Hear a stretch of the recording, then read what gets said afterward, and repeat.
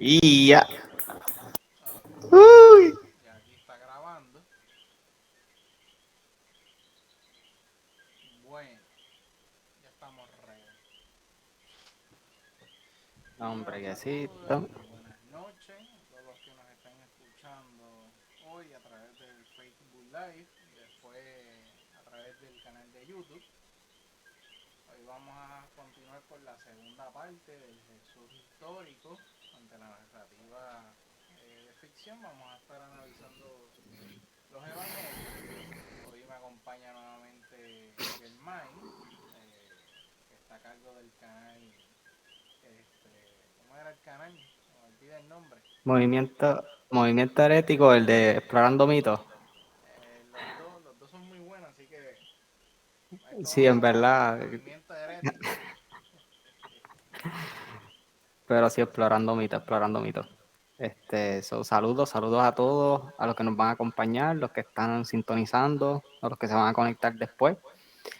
Como dijo Jonathan, realmente ya el primer video hicimos una breve referencia o video de 1 hora del Jesús histórico ante la ficción narrativa y en resumen allí hablamos de todo un poco, pero tratamos de mantenerlo también al margen porque sabemos que es mucha información y pues, pero el video de hoy va a ser más bien como pues una segunda parte de la misma temática, pero va a ser más bien como una crítica textual. Vamos a ver unos ejemplos de por qué hoy día muchos eruditos del Nuevo Testamento, específicamente eruditos que son creyentes también, por qué no toman el Nuevo Testamento como fuentes fidedignas para contar acontecimientos históricos. Así Yes. que Pues fíjate, hoy vamos a tratar de contestar algunas preguntas que yo había compartido con Germain en relación al tema, en cuestión a los evangelios, ¿verdad? Porque es parte de lo que vamos a estar discutiendo hoy. Tenemos varias preguntas para lo que es la cuestión sobre el Jesús histórico. En primera instancia, ¿quién fue? Fue algo que estuvimos discutiendo de forma de preámbulo en el video pasado. Tenemos obviamente una segunda premisa, qué tan falibles son los libros, obviamente, del Nuevo Testamento, Marcos, Lucas y Mateo. Sé que esta pregunta tú las has tenido ya varias veces y has tenido varias confrontaciones en relación a lo que es el documento Q, que sé que es un tema que no tiene fin, en cuestión obviamente a que existen mucho debate en cuestión a la procedencia de este documento, si es real, no es real, qué explica y qué no explica, porque es importante también discutir estos evangelios en relación obviamente a la teología, eh, y por ahí siguen unas cuestiones históricas, que representa el Jesús rebelde para Roma, que yo sé que tenemos por ahí un colega, Víctor, que le encanta esa noción, ese debate de la representación del Jesús en cuestión a lo que representó para lo que es el Imperio Romano.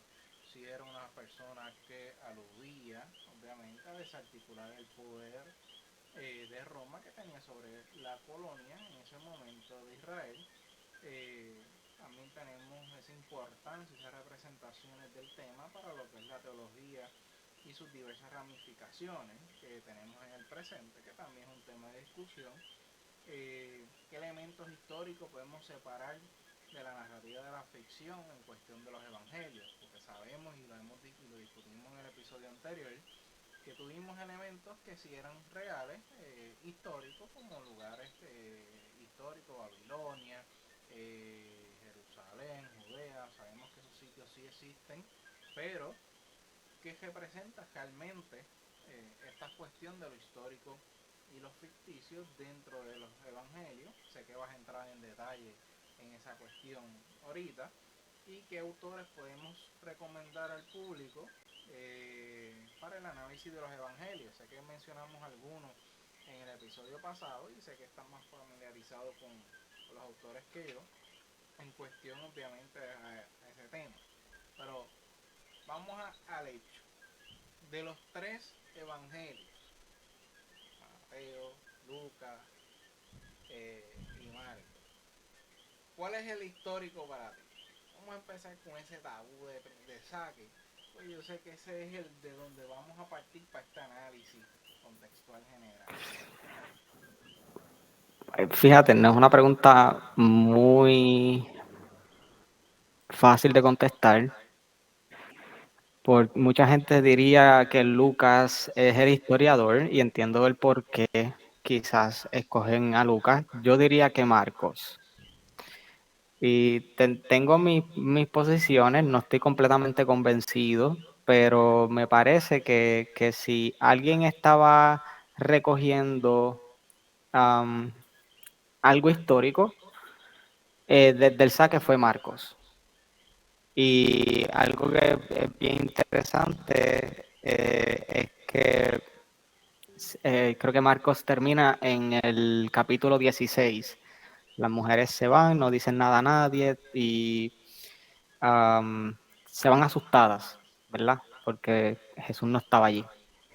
Y cuando añaden textos o los textos que tenemos añadidos después de ahí, es como que da a demostrar, por ejemplo, que la persona que añadió esos textos en el periodo histórico que lo hizo no entendió a Marcos. ¿Por qué? Porque Marcos, o sea, el Evangelio de Marcos, al igual que los otros evangelios, pero específicamente el de Marcos representa mucho drama griego. Y tú lo ves porque pues es como que las mujeres se van, no dicen nada a nadie y ya, y se acabó. Y es como que la persona que añadió los textos después no entendió el punto de lo que realmente estaba tratando de hacer Marcos. Aparte de que obviamente muy posiblemente Marcos estaba viviendo un tiempo donde había tanta, vamos a decirlo así, historia oral de lo que estaba pasando que él dijo, no, no, espérate, yo voy a recolectar una tradición, por fin. Aparte obviamente de Pablo, que pues se dice que también Marcos tuvo acceso a las epístolas paulinas, pero eso no es tema de hoy. Eso, de eso hay que meterle caña. Así que yo contestaría que Marcos, no sé, ¿verdad? Otras personas pueden dejar sus comentarios, el por qué piensan que es así. Así que obviamente me gustaría también mencionar, yo sé que no es de la pregunta, pero hay diferentes teorías sobre qué evangelio vino primero. Eso también es bien importante reconocerlo. Si te dejas llevar por la teoría marcana, pues sabes que Marcos vino primero, después Mateo, Lucas, Juan. Hay gente que pues dice que Lucas vino primero o un proto Lucas y así sucesivamente. Así que es un campo sin fin de entendimiento y de conclusiones que hay que explorar, en mi opinión.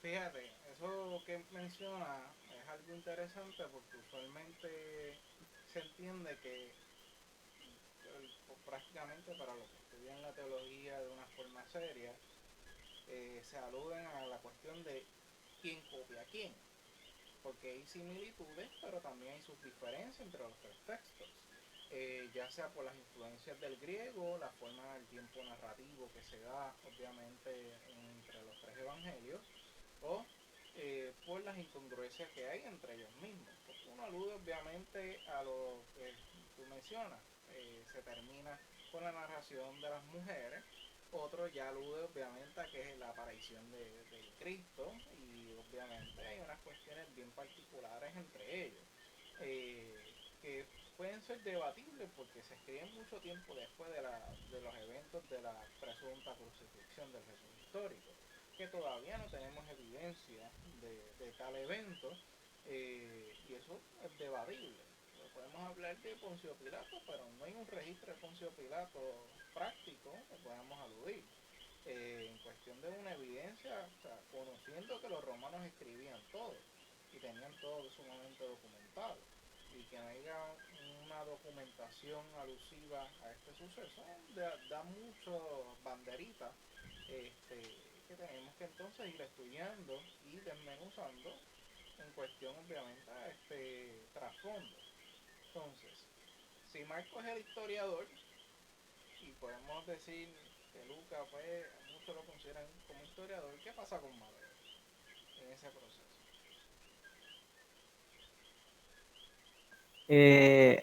¿A qué te refieres específicamente con Mateo?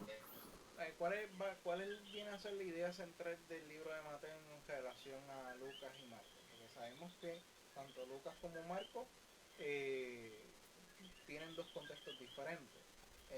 Tratan de ver la Correcto. misma historia, pero ya Mateo se aleja. Mateo se copia a Lucas o se copia a Marcos.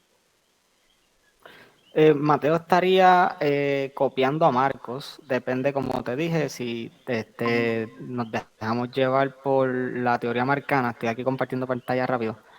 Am, si te dejas llevar por la teoría marcana, Marcos vino primero, después vino Mateo, después vino Lucas y después vino Juan. So, en todo caso, Mateo está escribiendo en un periodo histórico donde él está escribiendo una audiencia donde tiene que poner a Jesús y presentar a Jesús de manera diferente a Marcos. ¿Por qué? Porque curiosamente Marcos no le interesó el nacimiento virginal. Curiosamente a Pablo no le interesó el nacimiento virginal tan explícito como a Mateo. Entonces vemos cómo Mateo es el, sí, ¿verdad? Dejándonos llevar por la teoría marcana, vemos cómo Mateo es el primero en introducir la idea de que Jesús fue concebido pues de manera virginal, etcétera. Cosa que está completamente ya. Te pregunto, dentro de esa concepción virginal que comienza a rescatar Mateo, podemos asociarla a a la línea de pensamiento helénica de la época, en cuestión obviamente a los nacimientos, eh, vamos a decirle, erráticos, como a lo que fue Atenea, que nace de un dolor de cabeza de Zeus, o efecto que nace obviamente por la envidia misma de él hacia Zeus y crea a este sujeto y sale feo. O sea que son nacimientos esporádicos, pero obviamente tenemos el asunto de que estos nacimientos originales no son exclusivos del cristianismo. Tenemos otras Ujú. religiones que presentan esta tradición. ¿Qué impacto tiene esto en la narrativa, según tu experiencia hasta el momento en la temática? Pues realmente, yo, ¿verdad?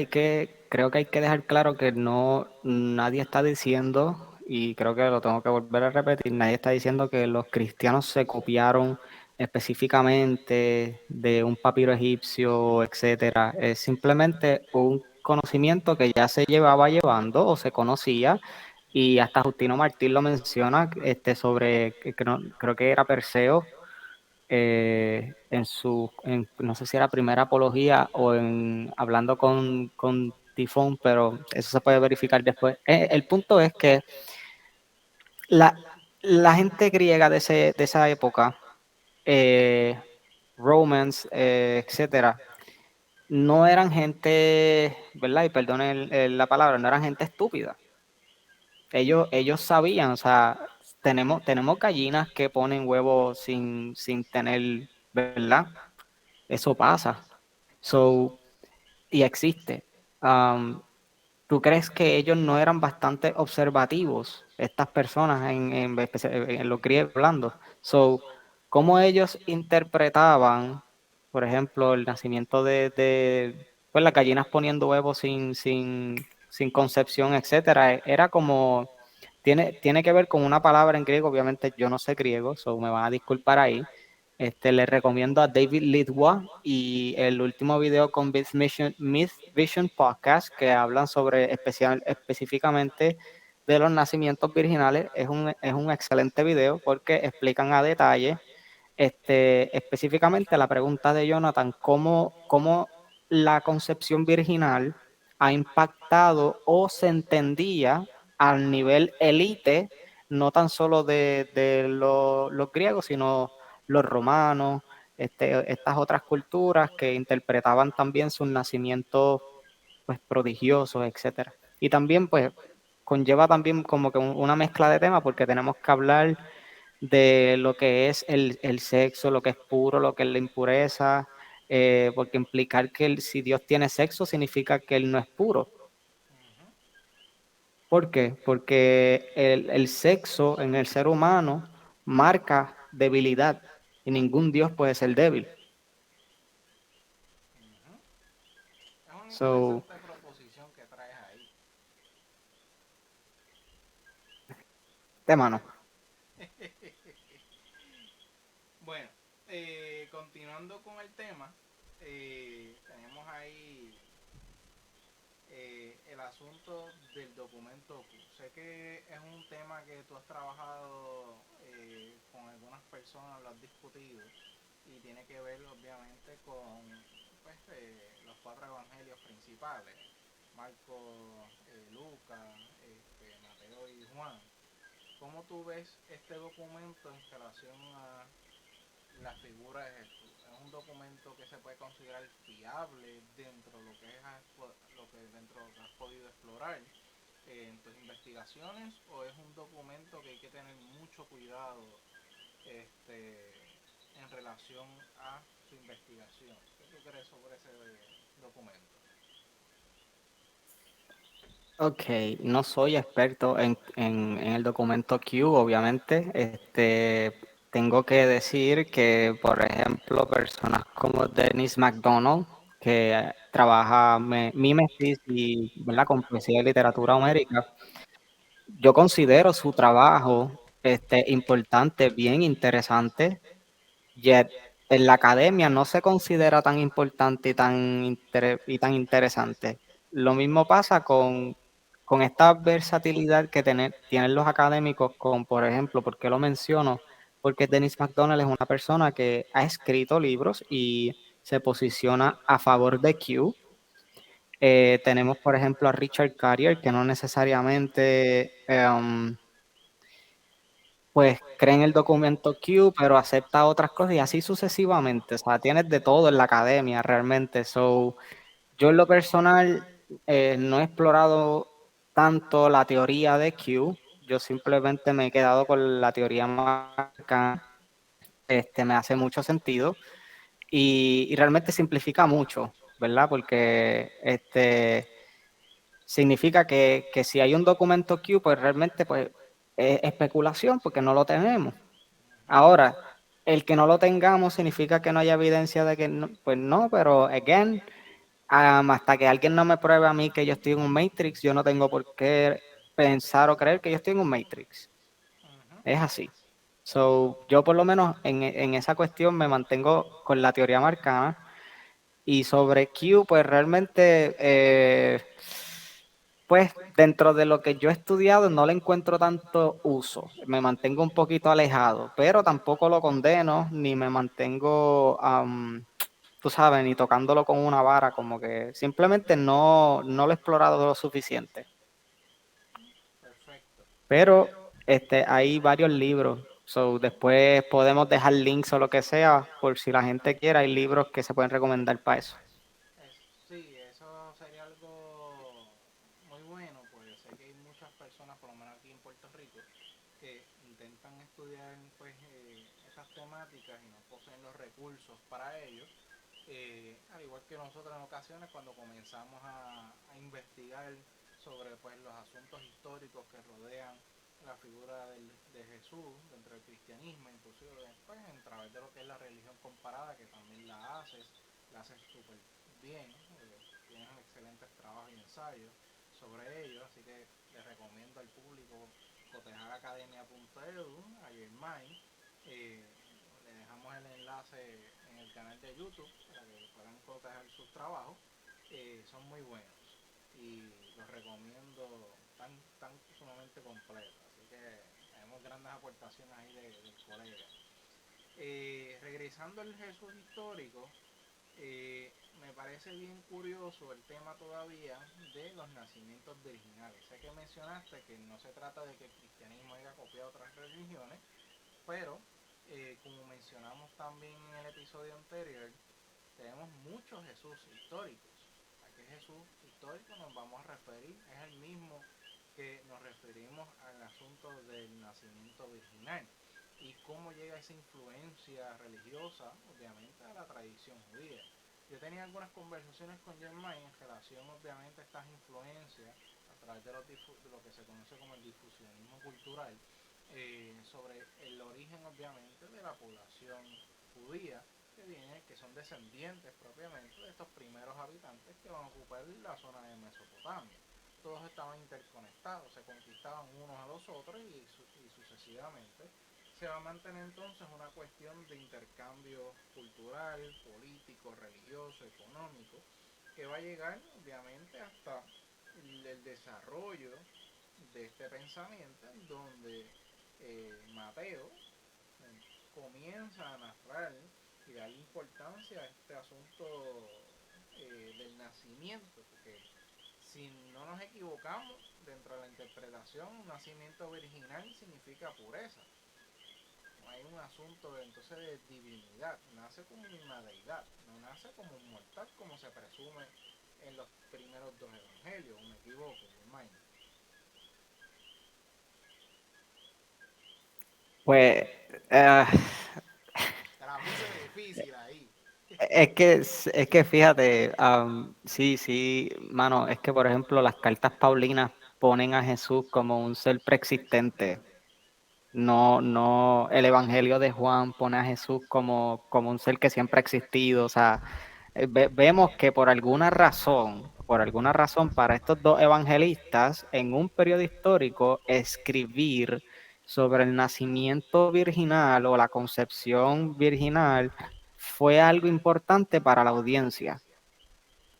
Eh, es mi entender que lo que estaban tratando de hacer específicamente Mateo era llamar la atención de una audiencia para poder, ¿verdad?, explicar a Jesús con estos atributos que quizás estaban teniendo otros dioses en su época que tenían, que muchos de ellos no lo sabemos tampoco, pero que tenían otras cualidades quizás un poquito más arriba que Jesús y era como que, espérate, no, tenemos que buscar poner a Jesús como el cheche de los cheches, pues, ¿cómo hacemos a Jesús aún más importante? Ah, vamos a poner lo que nació de una virgen. ¿Qué más que eso? Aparte de que venció la muerte y etcétera, right? Pero eh, con relación a lo de los nacimientos virginales, podemos hacer un video aparte de eso completo, porque créeme que hay tela para cortar ahí. Sí, pues So, sé que has trabajado el tema y sé que lo has discutido ya con el ministro Capellán, que está en su canal propio. Ya que él te ha traído el tema en ocasión y te lo comentaba por encima, para darle un sentido obviamente a la discusión y darle por qué surge entonces esta importancia de la pureza en relación a este Jesús. O sea, vamos a ver que se comienza a crear una narrativa bien particular en torno a un sujeto que su misión y propósito inicialmente era venir como un hombre, sufrir como un hombre, padecer como un hombre, vivir la vida de un hombre. O sea, podemos asumir que hasta se pudo haber casado, porque si vino a vivir la vida de un hombre y bajo la ley judía tenía que estar casado para leer la Torah dentro de la sinagoga. O sea, hay muchas interrogantes y estos planteamientos que estoy trayendo, eh, eso es para que me piquen la cabeza dos o tres por ahí. Podemos decir, pero ¿cómo Jesús se va a casar? Él es puro, él es divino, él no tenía que ser. Pero si nos dejamos guiar por lo que es la ley judía de la época, en ese contexto, y quizás me equivoco, me pueden corregir por ahí, tenía que estar casado. Tenía que ya asumir unos rituales de paso para poder participar dentro de la sinagoga. Además de las peleas que tienen, porque no me equivoco si fue en Mateo o fue en Marcos, en donde él entra al templo y saca a los mercaderes del templo. O sea, saca a estos personas que estaban profanando el templo de Yahvé. Y él dice, obviamente, salgan de aquí, porque entonces están convirtiendo impuro este espacio sagrado con estas cosas profanas. Y eso le evoca a que se le llame la atención, obviamente, desde los rabinos que había en la época, aquellos que estaban a cargo, obviamente, de la guía espiritual. Y tenemos a este hombre rebelde que viene entonces a hacer valer la ley judía, pelear contra la corrupción. O sea, era un Martin Luther King de la época. Podríamos asumirlo de esa forma. pero entonces también él tiene que seguir una regla, porque si tiene que obliga a que se siga la regla, tiene que vivir según esas reglas, o sea, tiene que dar el ejemplo. Y obviamente tenemos esos puntos controversiales porque entonces, como habíamos mencionado en el primer episodio, llega un punto donde se diviniza la figura de Jesús ya dentro del periodo del medioevo, en donde se comienza a blanquear la figura, ponerle ojos claritos, hacerlo rubio, blanco, pelo largo, se crea un aura alrededor de este personaje donde es totalmente perfecto. Vino a morir como un dios entre los mortales, pero entonces se le quita ese aspecto de la mortalidad de ser hombre, que representa ser hombre, y tiene sus cuestionamientos bien particulares dentro de la temática. Y eso, aunque lo podemos dedicar a otro video, otra serie en particular, los cuatro evangelios, cuando lo vamos a analizar, cada uno cuenta una visión particular de este personaje. Unos son más realistas, en cierta manera, otros van directo a lo que es esa narrativa que va asociada más a lo que es el mito. Cuando vamos a ver la estructura del mito, tenemos obviamente un origen divino, eso lo vemos en Mateo, al igual que lo podemos ver en lo que es la teogonía de Hesiodo, en donde se busca darle un origen al universo. O sea, hay que darle un origen a este asunto de la divinidad. Entonces divinizamos el personaje. Entonces aquí entonces comienza la lucha propia de cómo definimos al Jesús histórico. Deme un segundo, tengo un invitado adicional intentando entrar y no ha podido. Viene, Luis, viene. Eh, Post control.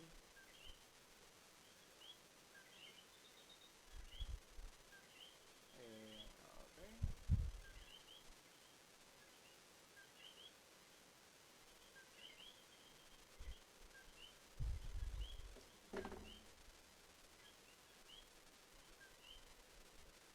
Disculpen aquí, estos son bloopers que ocurren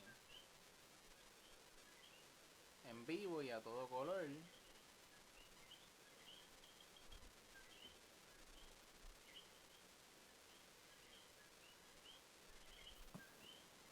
Yo pienso que mucha gente todavía no comprende el hecho de que Jesús hay que reconstruirlo. Yo creo que eso fue algo que yo le di como que un poquito de énfasis en el video anterior y se está teniendo mucho problema, en mi opinión, con eso, porque se asume que, ¿verdad? El Jesús de los evangelios, ese es el verdadero Jesús histórico, es el que, ¿verdad? El que no se puede decir que nunca existió y es como que, pero cuando tú haces un análisis histórico, o sea, los mismos evangelios, como yo mencioné en el otro video, dicen explícitamente que las multitudes lo seguían y era como que un hombre tan famoso como tú me lo estás pintando, como me lo quieres vender, nacido de una virgen, haciendo milagros, o sea, nadie escribió de esta persona mientras estuvo vivo. Uh-huh. Bueno, Así, para que los que nos están viendo, discúlpame, Germain, vamos a hacer una pausa no de te 3 preocupes. minutos. Rapidito, regresamos en breve para traer entonces a nuestros dos invitados adicionales de esta noche, que tenemos un problema con el enlace, para darle un soft reset y regresamos rápido con ustedes. Así que no se vayan. No vaya. Okay.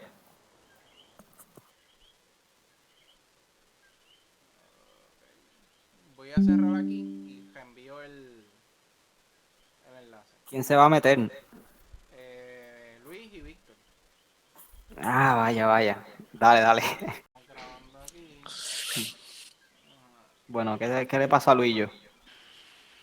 Vamos a escribirlo otra vez en el grupo, a ver. Ok, ya estamos live en Facebook. Bueno, a toda la gente de Facebook regresamos. Tuvimos un problema técnico con el enlace, pero ya estamos aquí de vuelta.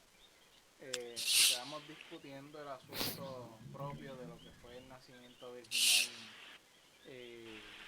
pues del Jesús histórico. Estuvimos discutiendo esas cositas.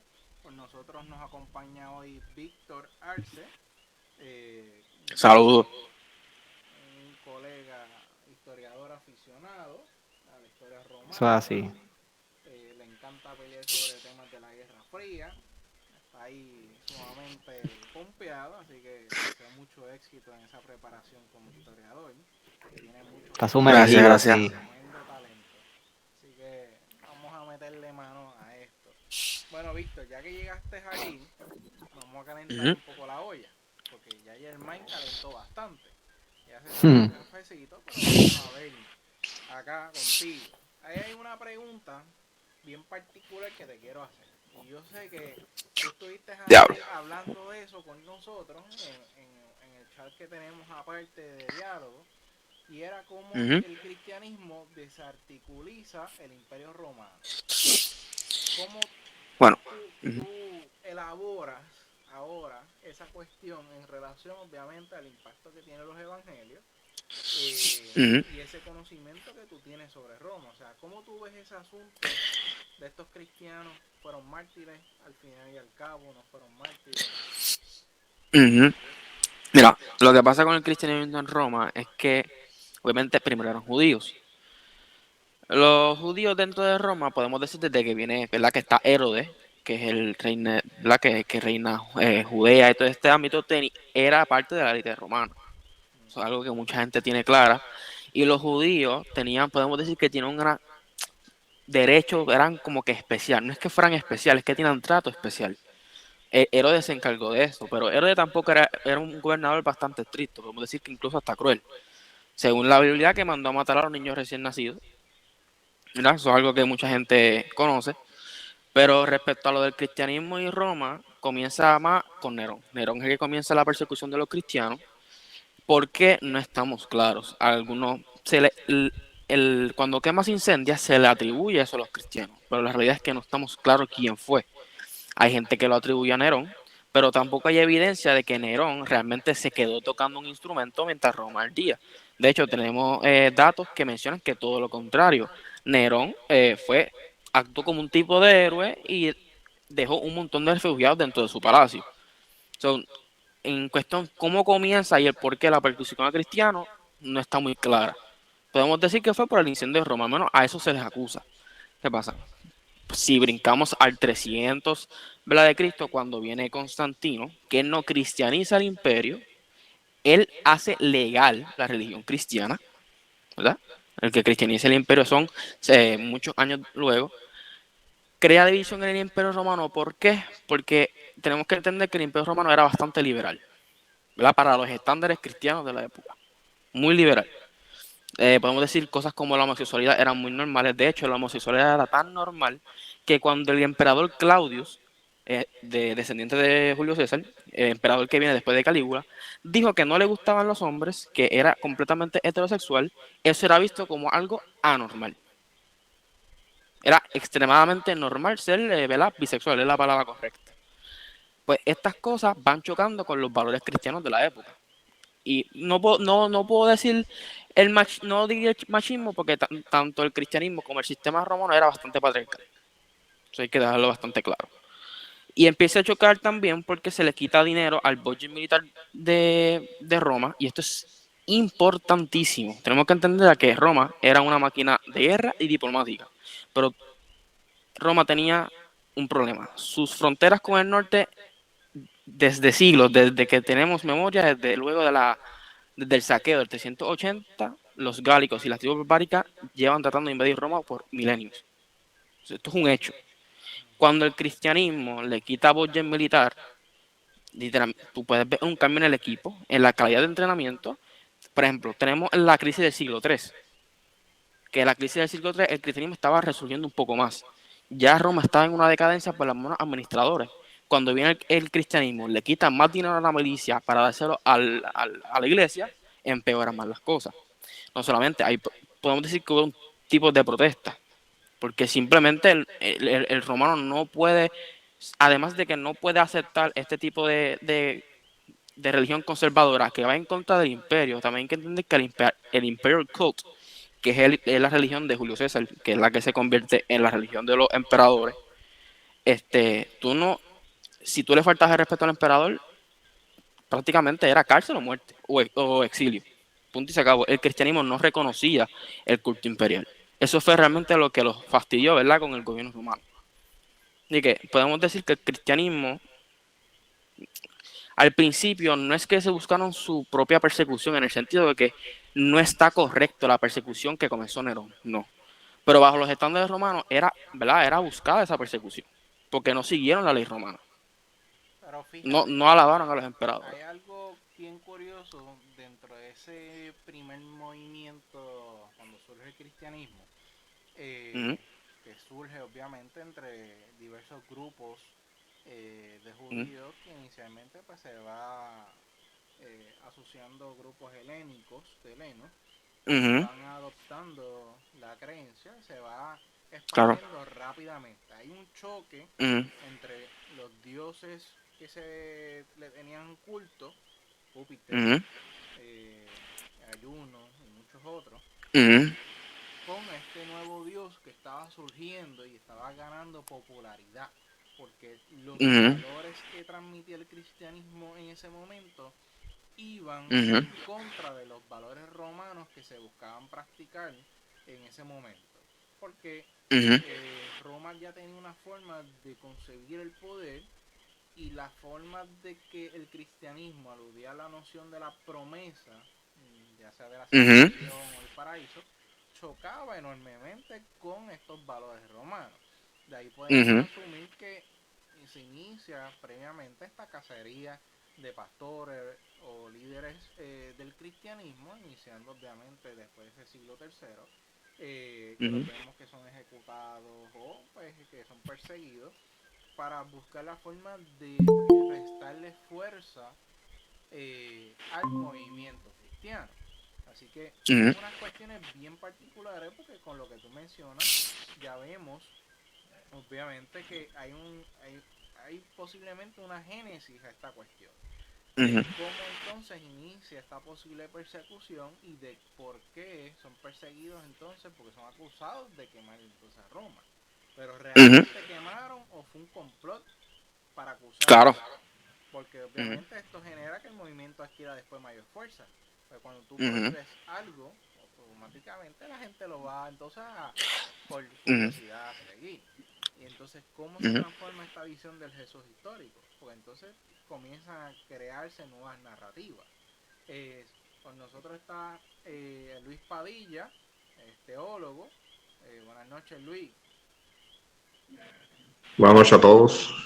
Estamos aquí Traté de entrar, discutiendo pero la ujú. cuestión romana y el cristianismo, siguiendo obviamente la ujú, temática del Jesús histórico.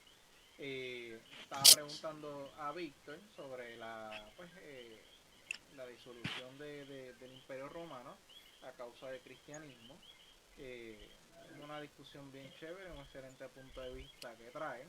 Con Germán estuvimos ujú, discutiendo de forma introductoria los evangelios y el asunto de los nacimientos virginales, que todavía lo tenemos por ahí pendiente para seguir la discusión. Tengo la cámara frisada, así que me disculpan.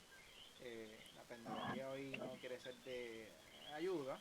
Así que Luis, vamos a interrogarte, hacerte la sesión de preguntas de esta noche para lo que es el segundo episodio de Jesús Histórico y la ficción narrativa. Estamos aquí discutiendo. ¿Cuál es tu pensar sobre, inicialmente, sobre este Jesús que se presenta en los evangelios? ¿Es un Jesús diferente en cada uno de ellos o es el mismo, narrado de forma distinta, según tu experiencia dentro de la teología? Bueno, no es que debe, es un Jesús distinto. O sea, esto, cuando precisamente de casualidad hablaba esto yo antier con mi cuñado, él me hizo la pregunta de ¿cuándo nació Jesús? Esta dinámica de que si es en Navidad el 25, eh, pero él estuvo curioso en no conocimiento teológico, nada. Es una persona creyente que simplemente va a la iglesia y que pues fue desde pequeño criado en el Evangelio, pero no tiene conciencia teológica. Entonces él mismo tuvo una pregunta teológica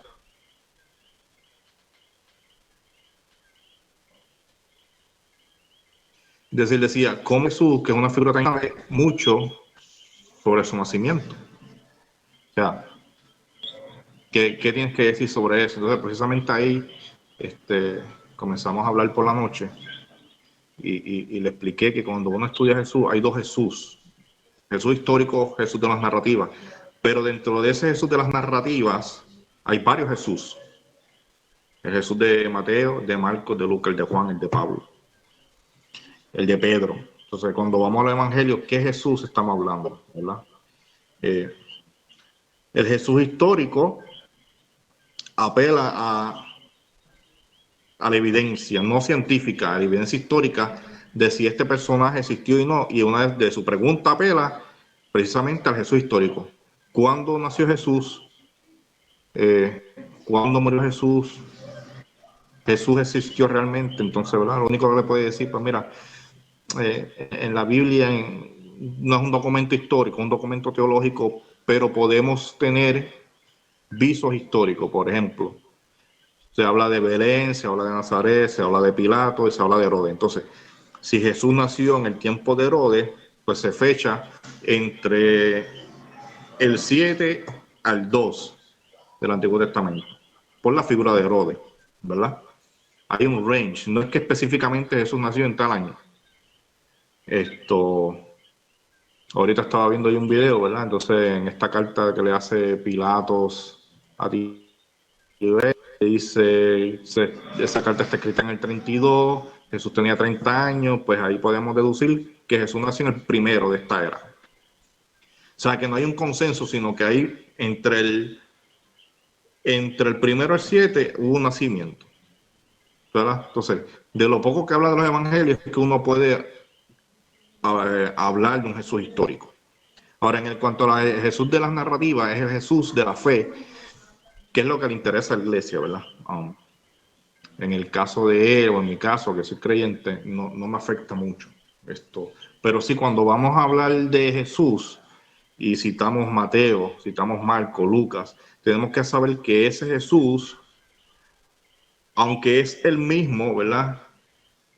Teológicamente difiere un poco del otro, porque hay esa comunidad matiana, marcana, juanina, lucana, está apelando a una comunidad específica, así que ese Jesús tiene una especificidad en cuanto a narrativa, ¿sí?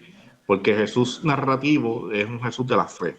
Entonces, ahí estriba la diferencia. Entonces, Pablo, sabemos que hay varios Pablos también, tiene un Jesús distinto al de Pedro. No es que cada escuela inventa un Jesús, sino cuando hablo distinto es que aunque es un solo ser, ¿verdad?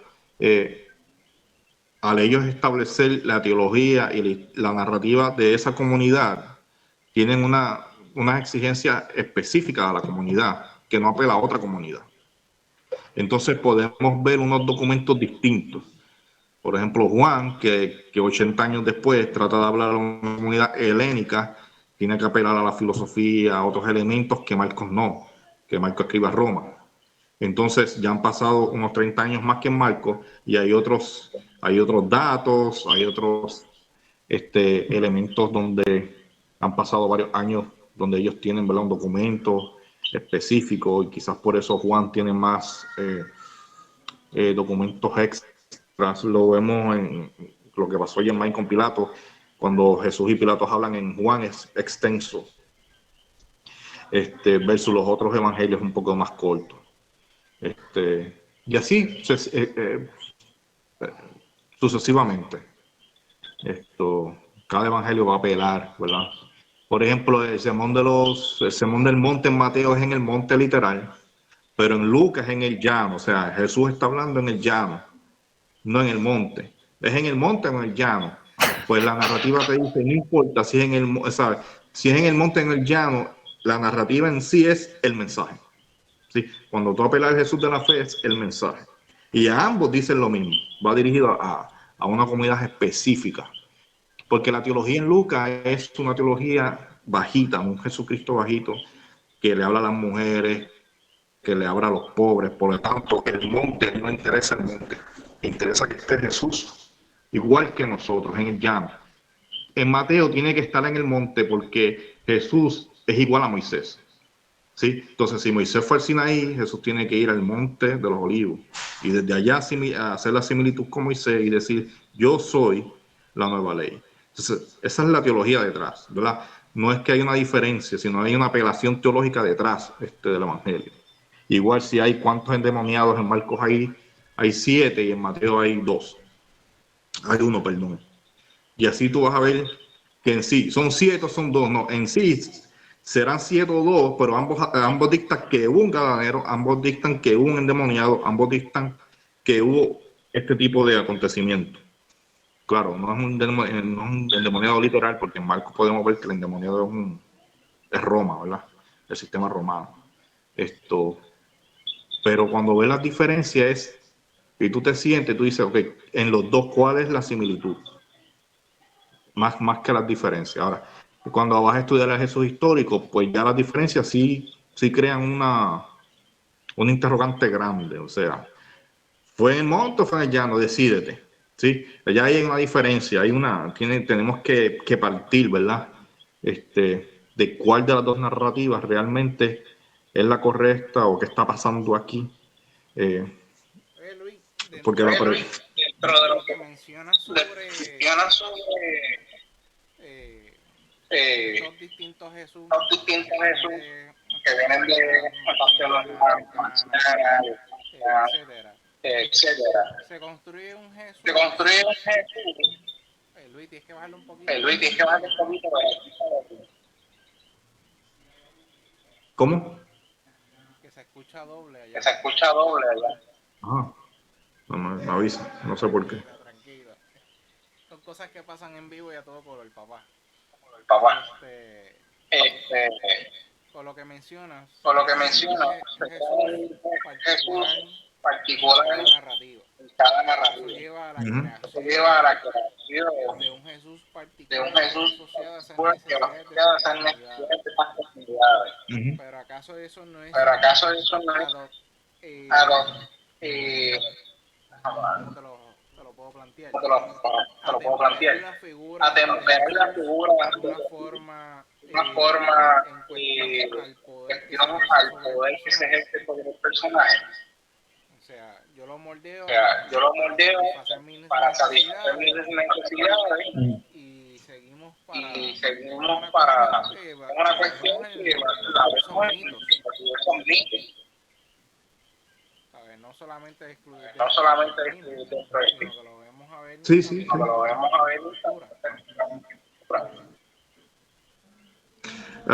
Sí, lo que quiero decir es que como vamos a poner, exacto, que Jesús de Mateo pues trata de atemperar esta narrativa de que ellos son judíos y entonces ellos tratan de, por decirlo así, de pintar a un Jesús judío, se lo entregan así tal y cual es. Entonces Juan hace lo mismo con una comunidad helénica y trata de acomodarlo, de más o menos lo que tú me quieres decir. Yo diría que sí. Aquí el problema es si cada comunidad trató, ¿verdad?, de hacer lo suyo para presentar a este Jesús, entonces quiere decir que sí realmente hubo un Jesús. No sé si me entiende. Entonces, si hubo, porque el problema realmente con el Jesús histórico, y aquí pues chocamos creyentes, agnósticos o no creyentes, es que realmente como de esta figura tan relevante que cambió la historia, no hay mucho más allá que de los 4 evangelios y Pablo. Es lo que le hierve la sangre a todo el mundo, ¿no?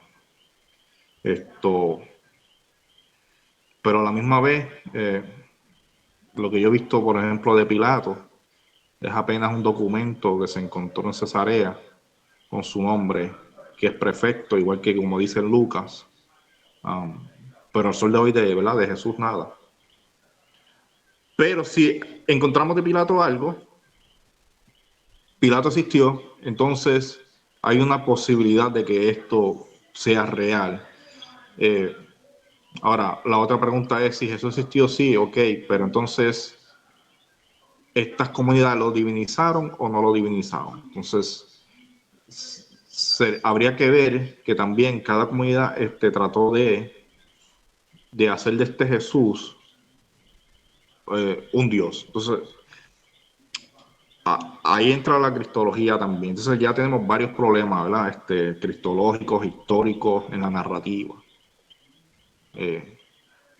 Y aquí yo creo que cada cual va a poner su grano de arena, porque como yo le decía a mi cuñado, el problema es que yo que soy creyente, siempre voy a tratar, ¿verdad? De no justificar los evangelios, sino desde mis bases de creyente, por no decir de fe. Yo tengo que ver que estos 4 libros a mí me conduzcan en mi vida, ¿verdad? Igual que el agnóstico o el no creyente tiene que ver que estos 4 libros, bajo sus interrogantes históricas, le conduzcan a que si Jesús realmente existió o no existió. Como yo le digo a él, mira, si existió o no existió, cuando tú sigues al Jesús de la narrativa, eso no te limita. Porque cuando vamos a lo que hizo Jesús, aún siendo una narrativa, ¿verdad? Porque inclusive yo creo en Jesús, pero mi creer en Jesús no es el creer de un Jesús de un católico, de un cristiano bautista. O sea, yo me desligo de eso porque yo soy hereje. Entonces, mi creer en Jesús es distinto. O sea, mi Jesús es distinto al Jesús de la iglesia. Entonces, eso es otro problema teológico. ¿Sí? Porque yo no me atempero al Jesús que ellos quieren que yo me atempere. Entonces, en el caso de los milagros, por ejemplo, el que crea que los milagros son literales, pues quiere y cree, tiene la fe en que Jesús es Dios y necesita que esos milagros sean literales para que Jesús sea Dios. En mi caso, sé que no son milagros literales, pero el milagro en sí tiene en mí, en esa narrativa, un ejemplo a seguir. ¿Sí? Como habíamos hablado ahorita hace varios días en el chat de lo que le sucedió a la mujer que fue capturada en el acto de adulterio. Por ejemplo, eso, si fue verdad o no, a mí no me importa. A mí me importa que esa narrativa, a mí como creyente, me ayude a ser mejor ser humano, ¿verdad? Entonces, ahí Jesús lo que está haciendo es una epistemología distinta de su época, una defensa a la mujer, una defensa y una directa y un juicio directo a esa población que es igual de judía que él, pero igual están haciendo las cosas mal. Entonces esa narrativa, más allá de que si es histórico o no, me enseña a que la mujer, ¿verdad? Y que la religión tiene que verse de una manera distinta. Entonces yo me quedo con eso, ¿sí? Entonces yo hago una relectura bíblica quedándome con esas cosas de Jesús, ¿sí? Por eso yo no tengo problema si existió o no, porque el ejemplo que él me deja allí en esa lectura es lo que yo quiero seguir en la vida. Quizás es lo mismo que en otro libro religioso, ¿verdad? O seguir a Buda. Tú quieres imitar. Eso es lo que hace el Buda. Para tú poder llegar al budismo, tienes Perdona que la interrumpa, iluminación. pero a eso iba. Como que ve a Jesús más, independientemente de si es real o no, si los milagros fueron literales o no. Ujú. Lo ves como la enseñanza y eso es muy importante. ¿Cómo? Deja poner mute a Luis para que se escuche doble ahora. Ok.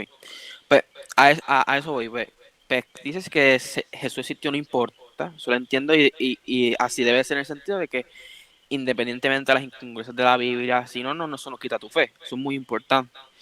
Sin embargo, pienso que el simple hecho de que si los milagros no fueron literales o no, o como que tratando de humanizar un poco más a Jesús, o sea, no divinizarlo tanto como, ¿verdad? Como la Iglesia Católica, no perdería un poco sentido dentro del cristianismo. Porque la comparación con Buda la entiendo, pero no es lo mismo. Porque al final y al cabo, el mismo Jesús, o, ¿verdad? O la misma Biblia hace alusión de que Jesús es Dios. No perdería ¿verdad? La religión no perdería ¿verdad? Su sentido en parte si tratamos de humanizar a Cristo de esa manera. Porque, no sé, ahí es como si estuviera admitiendo, desde mi punto de vista, ¿verdad?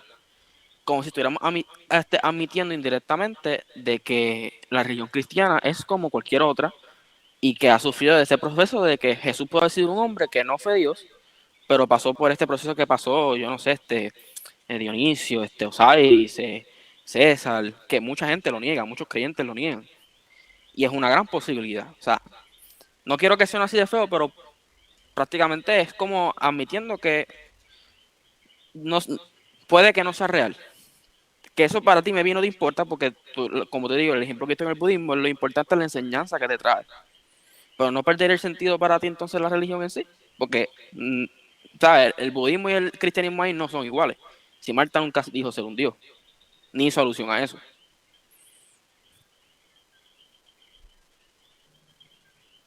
Um, puedes tener razón, pero es como, no. Aquí es la cristología lo que marca la diferencia. O sea, y de hecho, quien prácticamente alude a que Cristo sea Dios viene siendo Juan, el Evangelio de Juan. Esto, porque fuera de ahí, podemos hablar de que Mateo, Marco, Lucas, hablamos de que la relación de que Jesús dice, yo y mi Padre uno somos, ¿verdad? Uno somos en relación. Uno somos en relación, no es que Él es Dios, pues no está diciendo que Él es Dios. No. Y de hecho Claro, pero el cristianismo realmente lo que hizo fue de hacer de Jesús una nueva religión, porque Jesús no vino a que creyeran en Él, Él vino a enseñar el reino de su Padre, porque Él es judío, que yo sepa, Él es judío. Se basaba en la sinagoga, leía la Torá. Ahora, de Él hicieron una nueva religión, porque no entendieron, no lo entendieron. Y lo que entendieron, ¿verdad? Se dejaron llevar por la patrística, los padres de la iglesia ya con la Trinidad y tratando de hacer una mariología, angiología y una mística de un ser humano que simplemente vino a su judaísmo a reformarlo. ¿Qué fue lo que hizo? Porque en Mateo lo bueno, primero que hace es leer en la sinagoga frente a todos los maestros de la ley Isaías 53. ¿A qué he venido yo? Pues a rescatar a los viudas, a los pobres, a los niños, a aquellos que ustedes no le hacen caso. Eso es todo. Y los cuatro evangelios van a apuntar a lo mismo. ¿Sabes? De ahí a que hemos entrado a Jesús en una religión dogmática, cuando él mismo dijo, en 70 años el templo se va a destruir. Yo no estoy en los templos. ¿Y qué hicimos? Pues grandes catedrales, dogmáticas, y él lo que quiere es salir de eso. Entonces, esa es la pregunta, ¿qué Jesús seguimos? ¿O qué Jesús nos enseñamos? Yo pienso que, Ajá. disculpa que te interrumpa rápido, yo pienso que lo que está pasando últimamente es que estamos tratando de reformar el cristianismo, o por lo menos la creencia en Cristo en general, porque, ¿cómo te explico? Hemos visto que, o sea, escucharte expresar lo que estás expresando me acuerda mucho a Thomas Brody, ¿verdad? Que fue un sacerdote católico, donde él escribió en 2012 Beyond the Quest for the Historical Jesus, que él era creyente y que el hecho de que para él María, José, Pablo, Jesús fueran figuras literarias que no hayan existido en la historia no afectaba la fe de él. Y, ¿verdad? Es curioso porque pues tenemos a gente que pues como dice Víctor, pues es contradictorio porque entonces pues, pero entonces como yo lo veo, es que estamos tratando de reformar entonces esta creencia o esta religión nuevamente, y que ese es uno de los mayores problemas que tenemos ahora mismo, el hecho de que tenemos tantas denominaciones tratando de decir cosas diferentes, pero a la vez se parecen y uno cree en esto, el otro no, y de verdad forma como un caos teológico innecesario. Y a veces, pues, hemos visto, como ya yo lo he mencionado, Mike Licona, el mismo Thomas Brody, creo que Dijkstra, etcétera. Son eruditos, George Tyrrell creo que fue, padre del modernismo. Todas estas personas eran creyentes y decían, mira, por ejemplo, George Tyrrell, que el Evangelio de Mateo no era históricamente reliable. ¿Y qué fue lo que hicieron? Les comulgaron de una, ¡pum!, cero. Y él seguía siendo creyente. Eso es lo interesante. Por eso es que a veces, no sé, esta cuestión esto a veces es lo que yo busco, o sea, estos creyentes así, que puedan tener la valentía de admitir ciertas cosas y decir, mira, tú sabes que al final del día yo creo en esto porque, pues, como tú dijiste, me hace mejor persona, etcétera, etcétera, en vez de solamente venderlo como la última verdad teológica, como hace mucha gente, y no lo quiero decir de forma mala, para darle el break a Víctor, pero, o sea, mucha gente quiere tener una opinión sobre esto y ni siquiera sabe cuál es el primer libro del Nuevo Testamento. O sea, como que, Víctor. Bueno, que, ¿verdad? También diciendo lo que estaba diciendo ayer, añadir que creo que también es que, obviamente, y esto lo vio también, ¿verdad? A mi experiencia, que él dice transformar el cristianismo y estoy de acuerdo, y especialmente, ¿verdad? La Biblia, o sea, podemos decir que el cristianismo, bajo los estándares de hoy día, en especial de los jóvenes, es más conservadora. Yo conozco mucha gente que quiere convertir la palabra ¿verdad? De Cristo, puede decirlo, o la misma Biblia, tanto el Antiguo como el Nuevo, que la quieren manipular y ajustar para, o sea, modernizarla, para que aplique a los, por ejemplo, yo soy de una familia católica romana, y ahora hay 3 sacerdotes en Vega Baja que son, podemos decir, bien liberales. Incluso uno vi en un post de Molusco, ¿verdad? Que habla malo. No considero que ese esté no es del todo mal, pero en la religión cristiana eso es un tabú. Decir que beben, decir que hablan malo. Y oye, eso es normal en las religiones, se adaptan al tiempo y a la época, eso es normal. Pero también es que me molesta un poco porque cada vez nos alejamos, ¿verdad? Siguiendo la Biblia, de lo que realmente dijo Jesús, de lo que realmente es el cristianismo. Mientras más cambias, más te alejas. Pero también en la Biblia hay un problema. Aquí ustedes tienen más conocimiento que yo, pero yo solamente he leído y como me parece increíble cómo es que el mismo libro que dice tener la palabra de Dios se contradice ella misma. Eso es lo que creo que muchos no le dan ¿cómo es? La importancia que se merece. No sé si me hago entender. Ok, ¿cómo realmente sabemos lo que dijo Jesús? Como dice Armando, que Jesús vamos a seguir.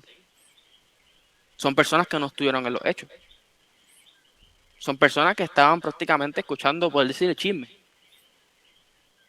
O sea, que realmente, independientemente de que esté en la Biblia o no, realmente, ¿cuál fue el Jesús que existió? Entonces, si aceptamos estos errores que tiene la Biblia, o no errores, sino contradicciones, como lo quieras llamar, y aceptamos estos, ¿verdad? Contradicciones históricas, pues entonces suena feo, y no quiero que suene como si, no es que sea una farsa ni nada de eso, pero pierde sentido la palabra. Porque según muchos cristianos, la palabra de la Biblia viene de un ser divino, inspiración divina. Entonces, ¿cómo una inspiración divina va a tener estas contradicciones, incluyendo históricas? Fíjate, Víctor, no sé, me escucha, ¿verdad? Sí. Ok, ahí algo que me llama la atención que planteas es cuestión, y sé que Luis va a dar su punto, sobre las incongruencias dentro de del texto. A mi entender, una cuestión que yace en lo que es la traducción del texto mismo. Cuando exploramos el contenido de la Biblia, son unos 60 libros, si no me equivoco, Luis me corrige por ahí, 66. Una diversidad de autores que se escriben en diversos pues, tiempos. Hay unas cuestiones que están en arameo, si no me equivoco el arameo no tiene unas traducciones directas al castellano o al inglés.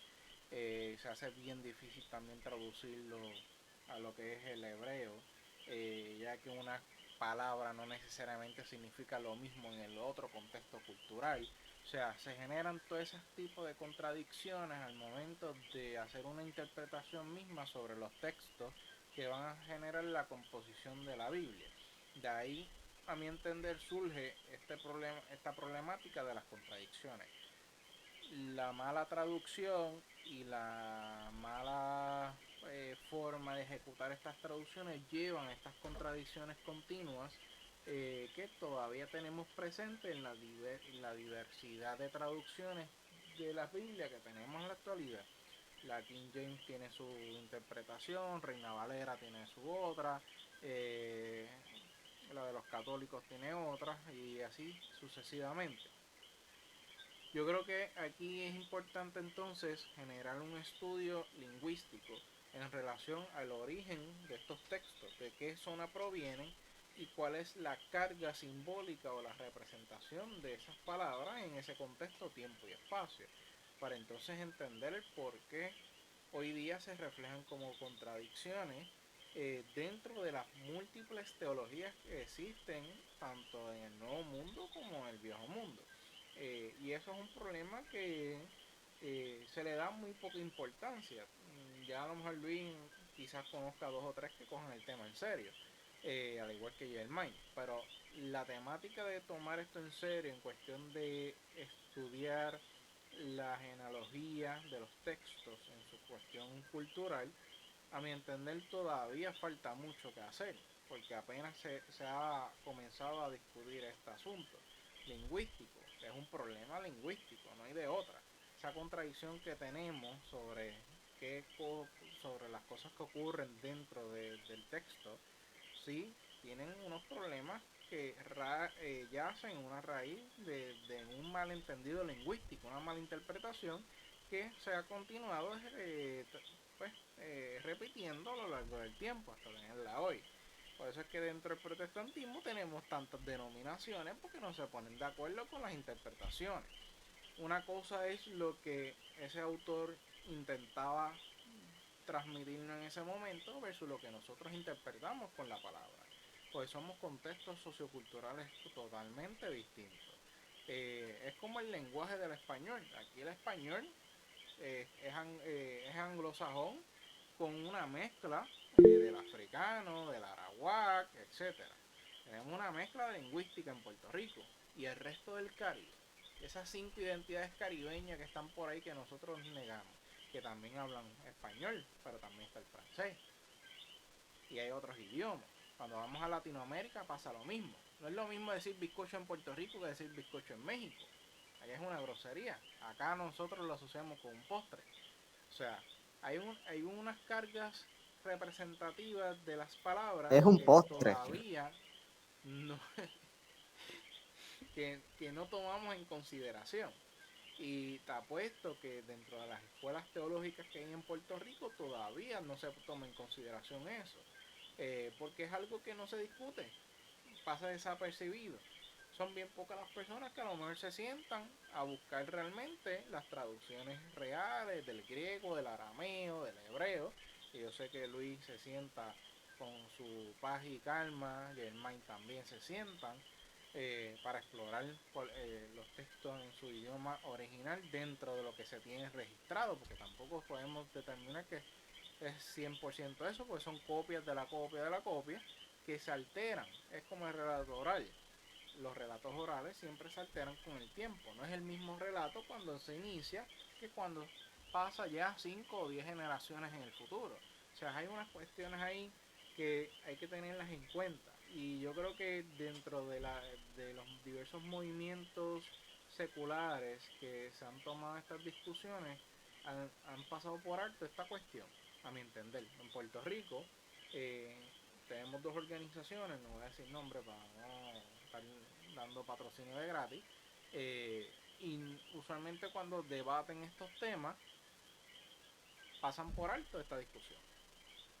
Que la Biblia está llena de jores, esto y lo otro. O sea, no es por defender el texto bíblico, pero obviamente hay unas cuestiones que como investigadores tenemos que tener en cuenta al momento de interpretar y sentarse a estudiar este compendio de libros que son de diversos autores, no es de uno solo, son diversos. Sabemos que el Pentateuco es parte de la Torá, que es una incorporación que se hace en la Biblia. Ahora bien, la Torá realmente, cuando la estudiamos, dice eso en su traducción al castellano.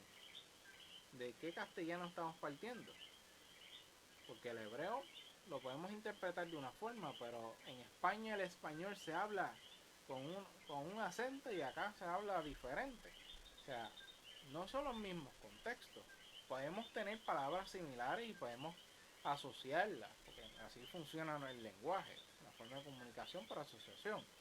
Pero hay cuestiones que son totalmente diferentes. Para ti a lo mejor un sartén es algo pequeño y para el español puede ser un caldero. O sea, esa es la diferencia enorme entre las palabras. Hay que tener en cuenta ese contexto. No sé, esa sería mi discusión ahí. Se me frizó de nuevo la cámara, la tecnología me traicionó ahí nuevamente. Pero no sé, Germán iba a decir algo y Luis. Vamos a irnos con ese orden. Que realmente, como dijo Víctor ahorita, añadiendo a lo que tú estás diciendo, pienso que también es importante no tan solo es buscar el análisis y la profundidad histórica, aunque no se pueda, en el sentido de como que, los evangelios no citan sus fuentes. Es verdad, pero muy probablemente no llegaron a utilizarse entre sí. Muy probablemente, por ejemplo, Lucas no tuvo acceso a los pasajes o trabajos de Josefo. Marcos quizás no tuvo acceso a Homero. Juan no tuvo acceso al Bacay. Entonces, mientras tú te sumerges y sigues profundizando, tú puedes averiguar y, ¿verdad? Quizás meterte un poquito, ¿verdad? Indagar en qué literatura muy posiblemente ellos tenían acceso a, y eso es bien importante porque eso va a moldear el cómo estos evangelistas ven a Jesús. Hay veces que, pues obviamente ellos no citan sus referencias explícitamente como quizás otras referencias mejores escritas en la época, y obviamente hay gente estábamos hablando de eso ahorita, por eso explicamos la teoría marcana, que es más fácil. ¿Por qué? Porque pues si metemos a Q, pues es otro revolú. Realmente la teoría marcana simplifica todo. Marcos vino primero, Mateo utilizó a Marcos y Lucas utilizó a Mateo. Ya, y se acabó. Pero obviamente hay gente que te dice, ¿cómo tú puedes probar eso? Y obviamente, como sé que para darle tiempo a todo el mundo para que hables, quiero dar un solo ejemplo de esto. No sé si ven mi cámara.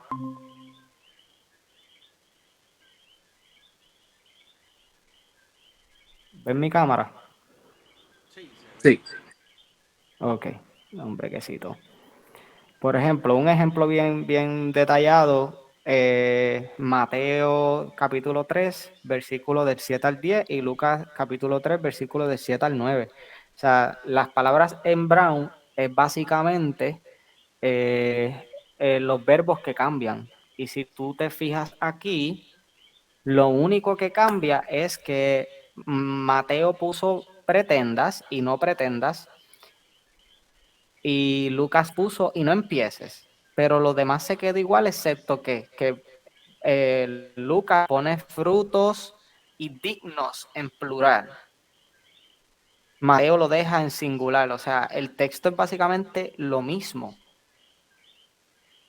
En griego lo único que cambia son esos verbos. Entonces, si doy otro ejemplo así bien de pasada, porque es bien de pasada. Esto es ¿cómo es? Eh, aquí hay una concordancia de palabras de 27. Again, es lo mismo, no cambia absolutamente nada. Entonces, así es que hay muchos eruditos y ¿verdad? Personas que estudian el Nuevo Testamento, etcétera, que ven ¿verdad? Pueden ir trazando que los evangelios realmente sí se utilizaron entre sí. Entonces ahí viene el argumento, yo creo que es circular, porque pues si los evangelios están utilizándose entre sí, como acabamos de ver, que es literalmente el mismo griego, significa que entonces, por ejemplo, cuando la gente dice no porque Lucas está haciendo historia, bueno, cuidado, nadie está diciendo que no está haciendo historia, pero hay cosas que está copiando palabra por palabra. Entonces, ¿cómo es que él está haciendo historia ¿verdad? O recopilando eventos históricos cuando está copiando palabra por palabra lo que tenía Mateo. Again, esto no significa que no hay un contexto histórico dentro de estos documentos. Es que hay que escudriñar. ¿Y quién hace eso? ¿Me entiendes? O sea, aquí, Armando, te dejo. No está buena la cosa. Esto, bueno, la pregunta que haría es, eh, bueno, obviamente eso, primero fue Marco, el misterio de la Q, ¿verdad? Es que de algún lugar Marcos inició esto. Cuando digo Marcos, la escuela marcana, ¿verdad? Esto, yo soy de creer que sí hubieron fuentes más allá. Sí, porque cuando tú lees el Apocalipsis, tienes, es Homero. Detrás quien está, la obra es homérica. Entonces, obviamente hay textos corriendo, específicamente eran griegos, aparte de la Torá. Y ellos tienen que hacer la interseccionalidad para que ellos pudieran entender, ¿no? Lo que hizo Juan, una comunidad helénica, Juan tiene conocimiento filosófico. Eh, y sabemos que Filón de Alejandría fue contemporáneo de Jesús. Esto, y por ahí vemos el dualismo platónico en Juan, etcétera. Ahora, Lucas lo que está haciendo es diciéndole a Marco y a Mateo, ok, ahora yo te voy a dar como una pincelada. No, no es que él sea un historiador, ¿verdad? Porque realmente quien escribe detrás de Lucas es Pablo. Y Lucas y los Hechos es un solo libro. Cuando tú terminas, va que ponen a Juan de por medio, pero Lucas, si tú ves el último versículo de Lucas, el primer versículo de Hechos, es una continuidad. Porque Lucas lo que hace es como Jesús y esta es la iglesia primitiva, con Pablo. Esto. Y al final del día, Lucas lo que está haciendo es como unos detallitos extra que ha tratado de averiguar y en otras comunidades, pero obviamente está dejando ciertos parámetros con Mateo y con Marcos. Lo que añade realmente Lucas es el libro de los Hechos de los Apóstoles. Es su exclusividad, ¿no? Esto. Ahora, el hecho Disculpa, de que supongamos disculpa. que ningún evangelio se leyó, o sea, que Marcos no leyó, que Mateo no leyó Marcos y que Lucas no leyó Marcos, y que bueno, sería una pregunta, ¿verdad? Interesante. Entonces, ahí tendríamos que ver que entonces los hechos narrativos de esta comunidad que habló de este Jesús tendría más potencia, digo yo, ¿verdad? Porque entonces están escribiendo 4 paralelismos sin que este supiera de este. Y eso lo que dicta es mucho más posibilidad de que estas narrativas tengan un grado de veracidad histórica, creo yo. ¿Tú piensas que sería el caso que Lucas estaría corrigiendo a Mateo? Y por eso existen dos acontecimientos del nacimiento de Jesús. Es lo que prácticamente la mayoría de los estudiosos dictan. Que él corrige a Mateo, da unas pinceladas, porque Lucas pues es doctor, es una persona preparada en Roma, elocuente, y se dice que hizo unas investigaciones. Entonces lo que hace es corregir. Y en cuanto al libro de los hechos, él lo que está escribiendo es lo que vio. ¿Sí? Esto añade unos detallitos históricos, ¿verdad? No sé de dónde sacan que Lucas es el primer historiador del cristianismo. Sí hay visos históricos que no puedes conseguir. Por ejemplo, en el libro Hechos, habla de Pilatos, aparte de los evangelios.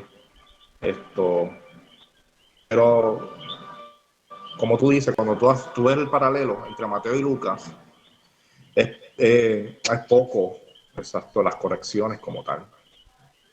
Esto, excepto la teología lucana, ¿verdad? Que es bajita Es lo interesante de él. A él no le interesa mucho a Jesús divino. Esto, él ve a Jesús como la comunidad, a diferencia de Mateo. Es una característica de Lucas. Bueno, muchachos, para Bueno, ir muchachos, cerrando para ir y, cerrando y y quedarnos con parte quedarnos con parte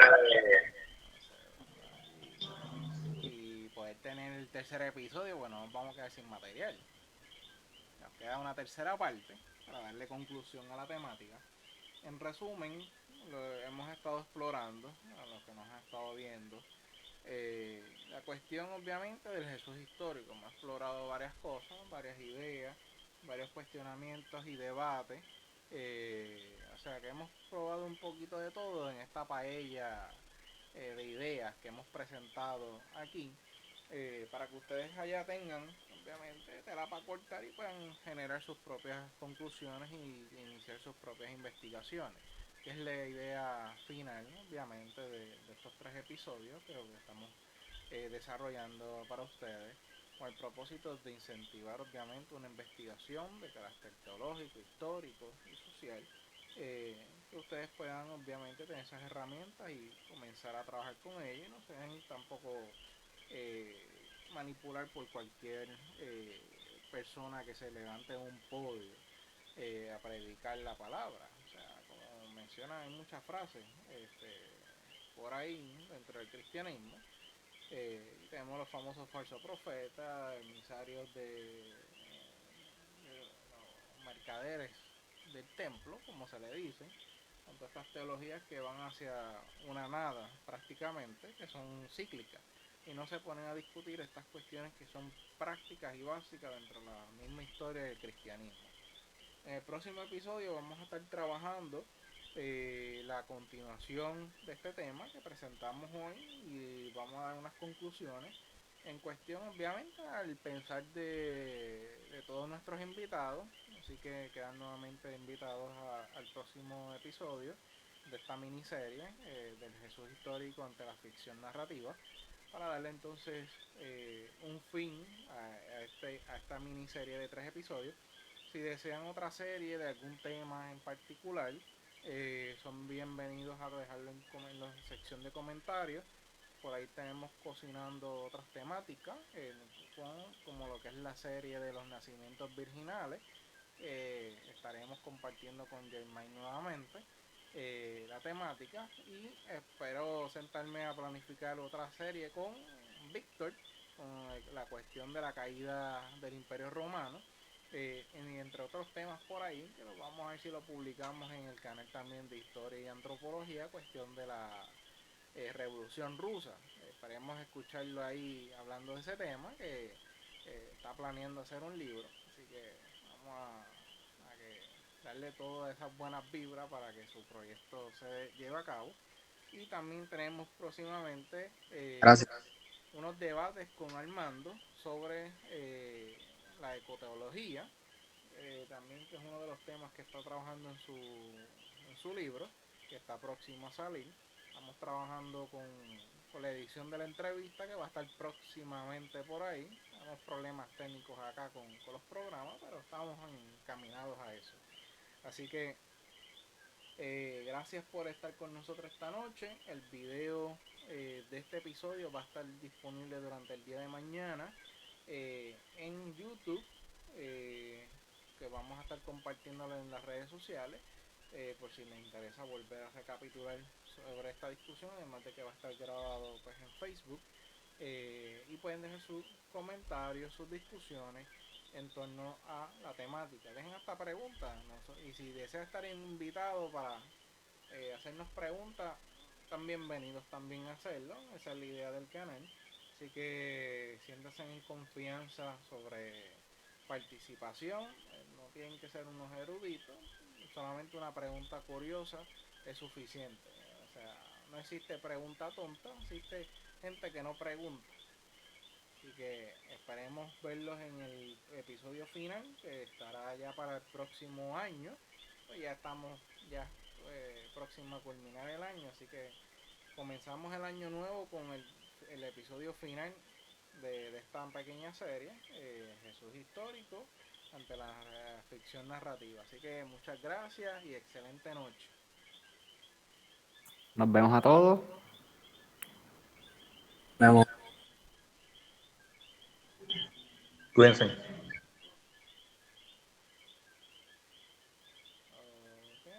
terminamos aquí. Ok, ya terminamos aquí.